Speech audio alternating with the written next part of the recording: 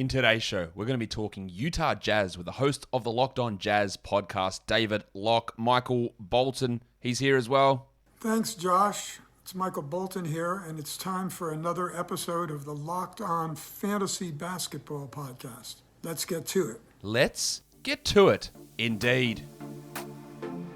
You are Locked On Fantasy Basketball, your daily fantasy basketball podcast, part of the Locked On Podcast Network.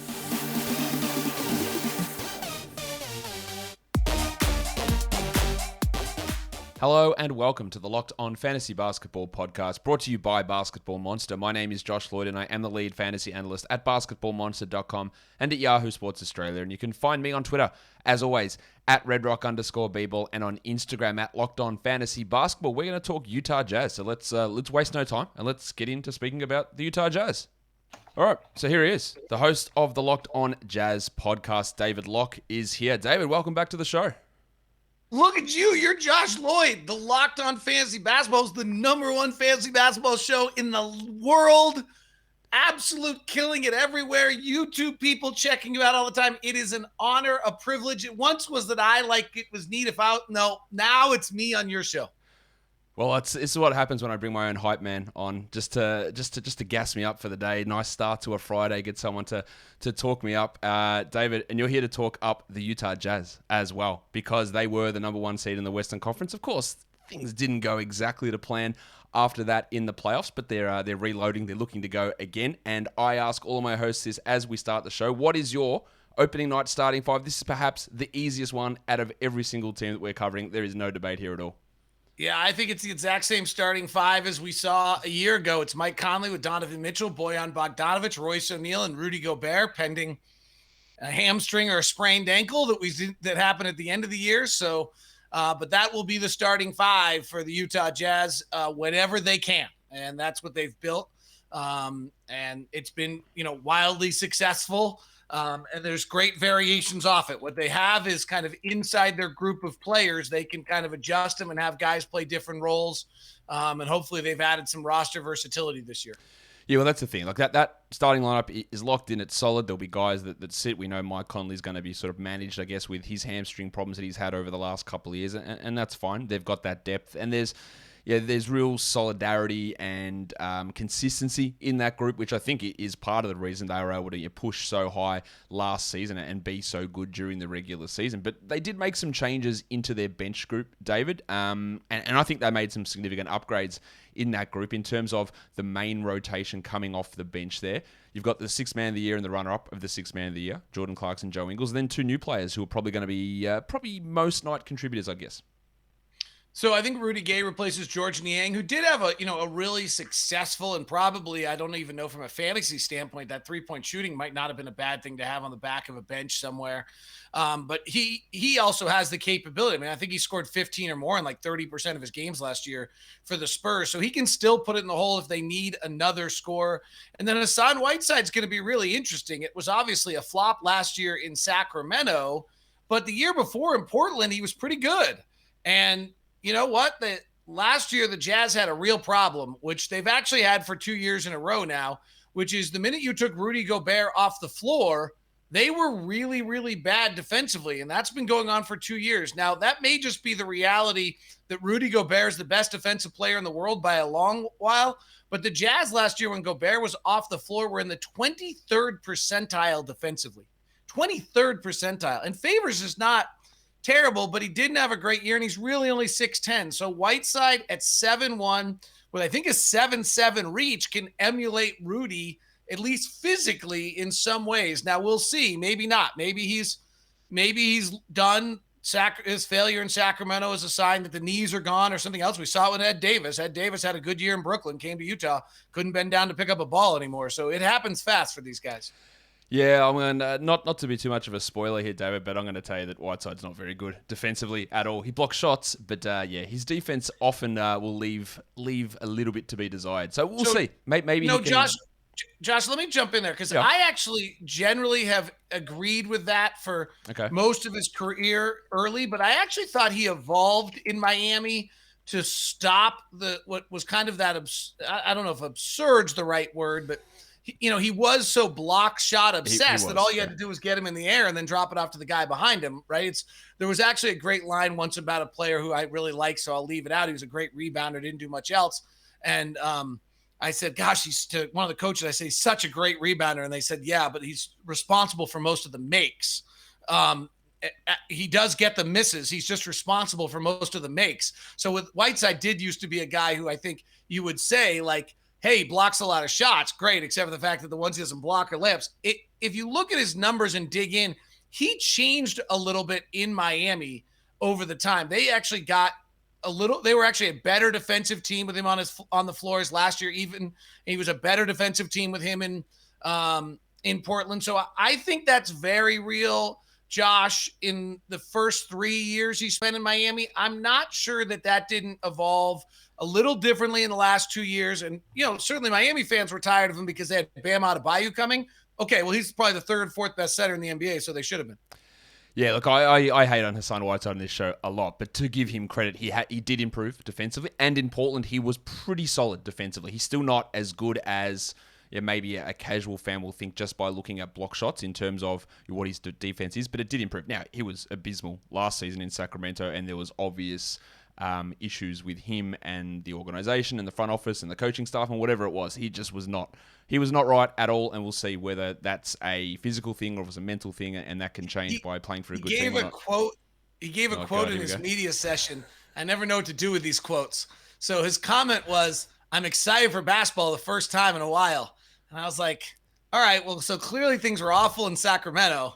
Yep. But it's a little unnerving that at some point in time you were unexcited for basketball. So we'll find out over time. If frankly, though, I will say this, it's actually a worthwhile. It sounds silly for you and I to be spending this much time with the Utah Jazz on Hassan Whiteside.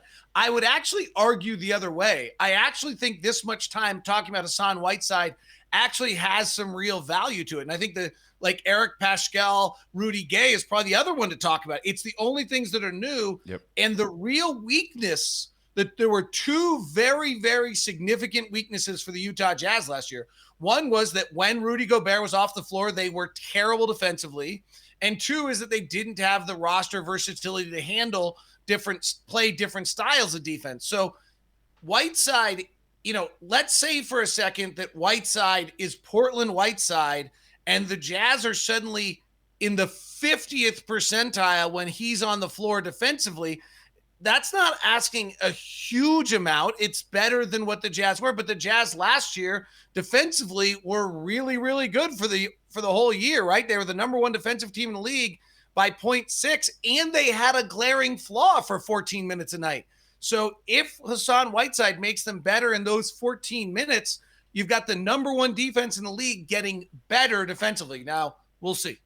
No, I agree. I agree that for what they spent on him, minimum salary coming across, and again, people know that I shit on Whiteside a lot. I think it's a great signing for them to get him in and play him in that role, because that is his role now. He's not a guy that is a starting center, and this is going to be it on Whiteside, but I think it's great for him to come in. But David, I've got to tell you, your football's back. We are a couple of hours away from the NFL season opener kicking off. College football started already. And, as always, BetOnline is your number one spot to put all of your betting action for pro and college football. Get all the updated odds, props, and contests, including online's biggest $500,000 mega contest and the world's largest $200,000 NFL Survivor contest, which is open now at BetOnline. And you've still got a couple of hours to go and place an opening day bet on their super promo, where you make a bet on the Buccaneers versus the Cowboys. And if you lose, you get $25 refunded if you are a first-time customer who signs up using the promo code NFL100. BetOnline is the fastest and easiest way to bet on all of your favorite sports, from football, basketball, boxing, even your favorite Vegas casino game. So don't wait.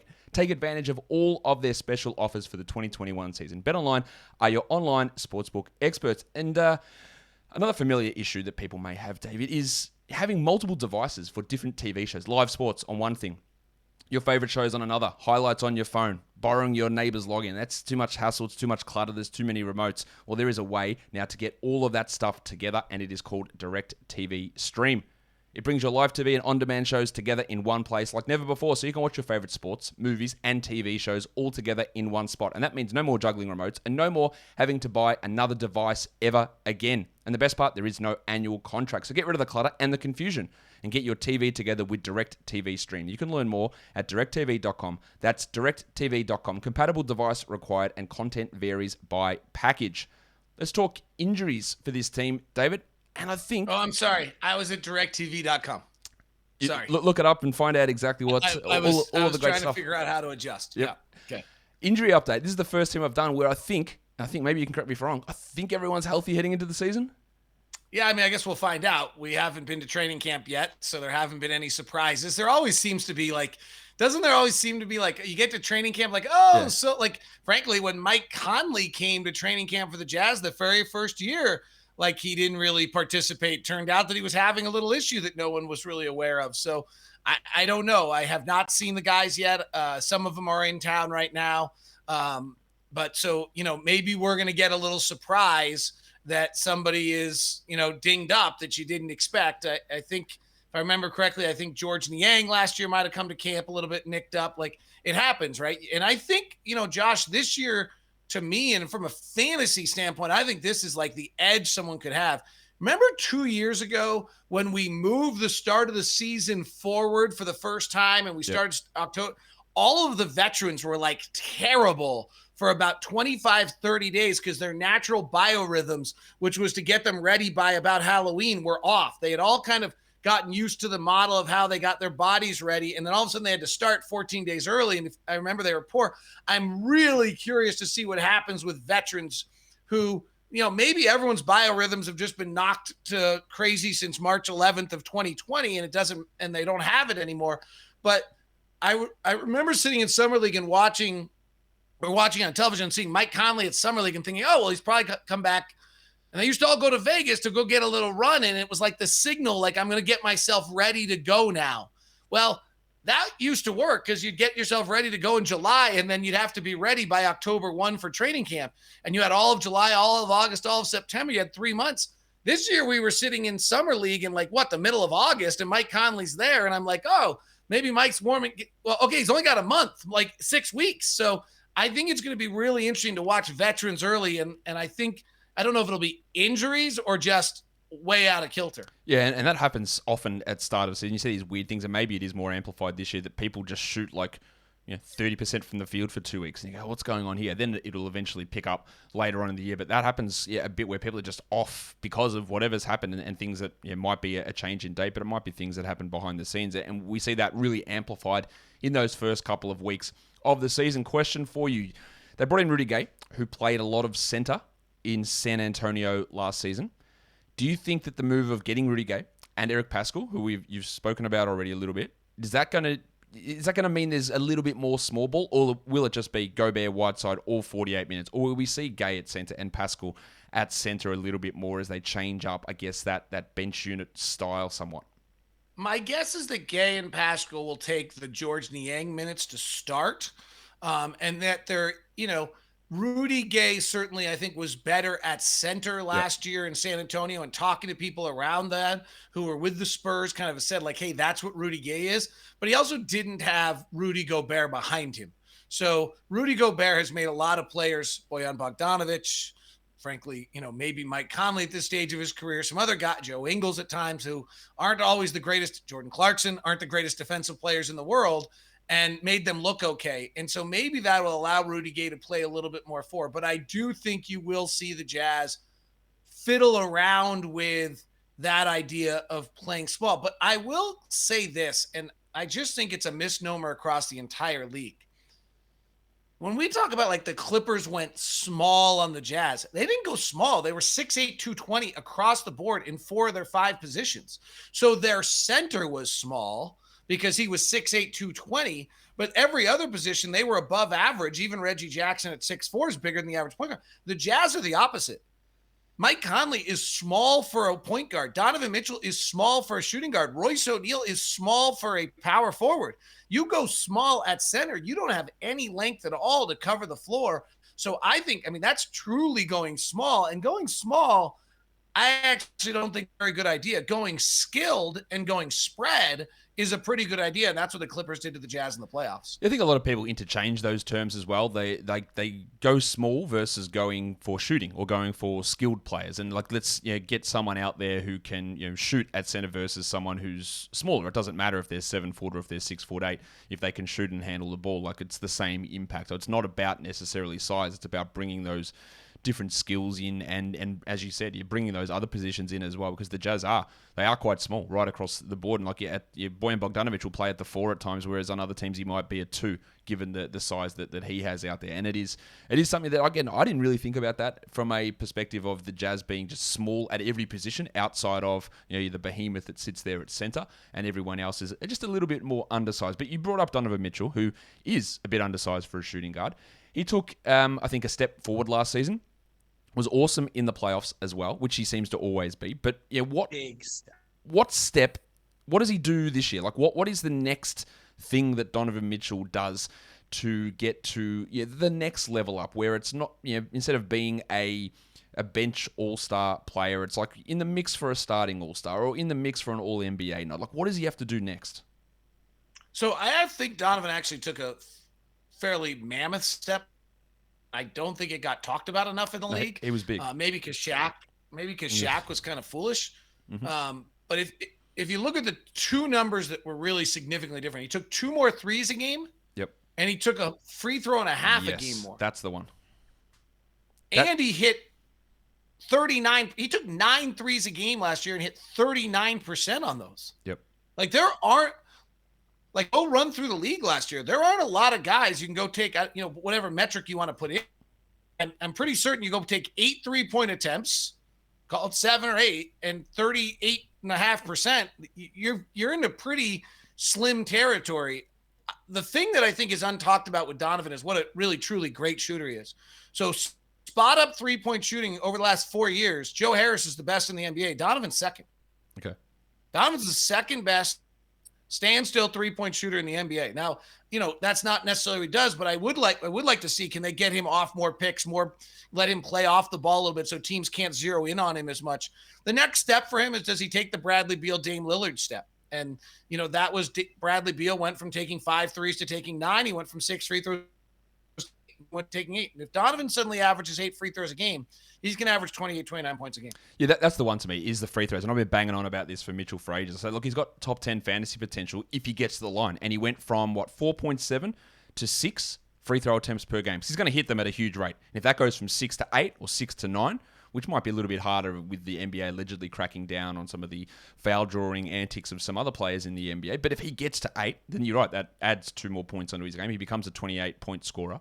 And he adds that extra free throw boost, and he really does step up. So I think the trajectory on the free throws has been great. Has been something that I've been looking for. It happened last year, and let's hope he can get to that other step. Now, David, I ask guests on this show questions all the time, and people always want to know the answer to this one. Can you fix your own car? Like windshield wipers, like change carpet, like I can't change windshield wipers. I can put the water in for my washers. Do you put it in the right place? So far, yes. Okay. I mean, if there's a YouTube video that my daughter can access to show me, then I have a chance. Well, if you are unlike me or unlike David, and you do know how to fix your own car, why would you waste time and, more importantly, money going to a local chain auto parts store to get those parts for your car? You got to go talk to the guy behind the counter. He's going to have to order the parts in. It's going to take forever, and you're going to pay him more money for that privilege. Get out of here. Order it yourself. Go to RockAuto.com. You've got access to a computer on your phone, in your pocket. You can find these parts that you need for your car very easily. Rock Auto is a family business who have been serving auto parts customers online for the last 20 years. Why would you spend 30, 50, 70, even 100% more for the same parts for your car or truck? And if you go to rockauto.com, check out their amazing website and their vast selection of parts. You can see everything you need for your car or truck, put it into your basket, and when you go to checkout, because you will, because the prices are amazing, you write Locked On in their How Did You Hear About Us box so that they know that we sent you. Amazing selection, reliably low prices, all the parts your car will ever need, rockauto.com. One last question, David. Let's hope you have the right answer to this one. What's your favorite flavor of Built Bar? Coconut brownie. I haven't had it. You're the second one who's told me that, and I have not got one of those yet, and I need to get one.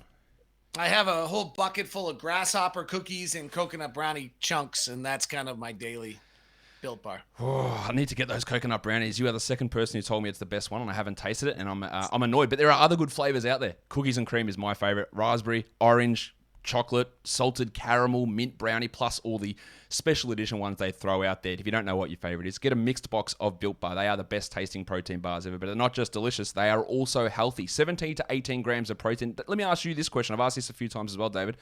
Built Bar, you've got the 17 to 18 grams of protein, 4 to 5 grams of sugar. You guys don't measure things in grams. Why we... Do you know what that means? 17 to 18 grams is a good amount of protein, but you don't know what a gram is, do you? No, I have no idea. Come on. Actually, I do my coffee in grams. I have my iced, I think it's called Kyoto iced coffee. So I do, 250 grams of water and 150 grams of ice over my 25 grams of grounds. So for coffee, I know my grams. I think roughly, I think it's about 30 grams is 1 ounce from my memory, but I don't know. Anyway, regardless, these are healthy protein bars that taste delicious. So go to built.com, use our promo code LOCKED15, LOCKED15, and you'll save 15% off. So built.com, promo code is LOCKED15. Save that money. Built Bar are the best tasting protein bars ever. Now, one last Jazz question for you, David, before I get you out of here. Mike Conley, the hamstring was an issue last season. Will he come into the season, do you think, with a plan to keep him healthy through the playoffs with strategic rests and limited minutes? Keeping him in like the 27, 28 minute a night game. You're sitting some back-to-backs. Will that be a predetermined plan, or will they just play it by ear if that flares up during the season? My expectation is it's a predetermined plan again, that he wouldn't play back end of a back-to-backs. Just a side, really insider Utah Jazz note. A really interesting one is if you go look at the Jazz second games of back-to-backs, they're almost all of them are on the road against the best teams in all of the NBA. Awesome. So I actually would think they're the games in which everyone thinks that you really want to go to Brooklyn and win. The truth is you got to go to Oklahoma City and win, and you got to go to Houston and win. You're not supposed to go win in Brooklyn. So if you lose in Brooklyn, it's not that big a deal. You actually have to go to Oklahoma City and Houston and win. So it's interesting. If you look at the Jazz schedule, their second game of back-to-backs, I think, are against Philadelphia, Milwaukee, Brooklyn, Lakers, Clippers, Denver. And there's one other elite team in there where they're back into the back-to-back. So it would be curious to see how the Jazz manage this. Do they keep Conley for the most important games? Or do they kind of do what I said, which is it's actually, I know it sounds backwards to people, but it's more important in your standings to make sure you don't lose to Houston than it is that you win in LA. Yeah, you got to TCB. You got to take care of business in those ones. You got to win the games that you need to win, and then anything else that comes on top of that is a bonus. So I tend to agree with you, but the competitive nature of players and coaches will be like, we want to take on the best and we want to beat the best and we want to show them what we've got. Maybe take their foot off the gas against weaker opponents, and that is really when you get into trouble. If you take an opponent for granted, then that's where upsets come from. And I tend to agree with you on that one. It's going to be interesting to see how this happens with Conley through the year, who's had those hamstring problems for the last couple of seasons. David, that'll do it. And it's particularly important, Josh, because there's 7 really, really, and I actually think 8 really good teams in the Western Conference, and the play-in game, now that everyone's experienced it, you're going to see teams strategizing differently to make sure they're not 7. Yeah. You used to go hit 5 or 6 and be like, it's not that big a deal. Maybe we'll get home court. Maybe we won't. Now, all of a sudden, because I really think the Clippers and Portland are both much better than people realize. I'm high on the Clippers. I'm high on Portland. I'm high on Denver. I'm high on, and I'm high on Dallas much more than I think most people are. So I have the West 8 really pretty loaded. You go end up with an injury or you lose those games, you could be in trouble and have to play the play-in game. Yeah, that teams are definitely looking at that play and go, we do not want any part of this bullshit at all, and they will be fighting to get out of that spot, and it is going to be really intriguing, which is exactly what the NBA wants. That's why they brought it in, so it is going to be good to see that sort of stuff going on at the end of the season. David, that'll do it for us today. Of course, all the Jazz news, you'll have it covered for us. Wait. Whoa. I'm very concerned. What's wrong? I'm talking to my Australian guy who's making fun of me about not knowing grams. And I didn't have any Joe Ingles anything in this thing. What do you what's going on? Okay, let's throw a Joe Ingles question in there. I don't know what to say about Joe. Is he going to be literally any different to he's been the last 3 years?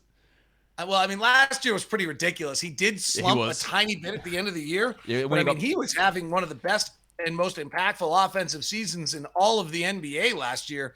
45% from three is probably not entirely replicable, but I mean, he has been hovering over it right at that 40% for most of the last 2 years with 244s in there. So he was incredible last year. That shooting was amazing. And, you know, the interesting thing to me about Joe is Joe really likes to be point guard, and I really like Joe as a catch and shoot guy. And the problem is that Joe can't pass to himself. So sometimes it's good if Joe's on the floor with Mike or Donovan and someone else is giving him the ball, or if Jordan would pass it to him sometimes so he can shoot a three. I was just going to say that about Jordan Clarkson, but I'm glad you said it. And not me. I think Ingles had a true shooting of like 70% before he was pushed into the starting lineup at the end of the season, which for anybody is ridiculous, but for a wing player or a guard is pretty insane. And I thought he should have been the sixth man of the year, but it doesn't matter. It went to a Jazz player anyway. David, thank you for coming on Locked On Fantasy Basketball again. And thank you for everything that you have done with the Locked On Podcast Network, of course. It's been awesome for this show, but everything right across the network, whatever your favorite team or sport is, we've got you covered. Thank you very much for you, because I am listening to Locked On Fantasy Basketball every day to prep for my NBA season that's coming up as a play-by-play announcer. So I appreciate all these previews. This one I'll have to listen and be like, oh, I already knew what that guy said. Yeah, it's you probably can skip this one. Just leave it play on mute in the background just so we get the extra downloads. Okay.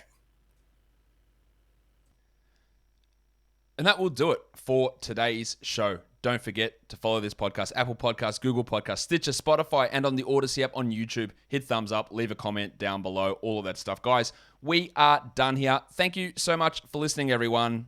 See ya.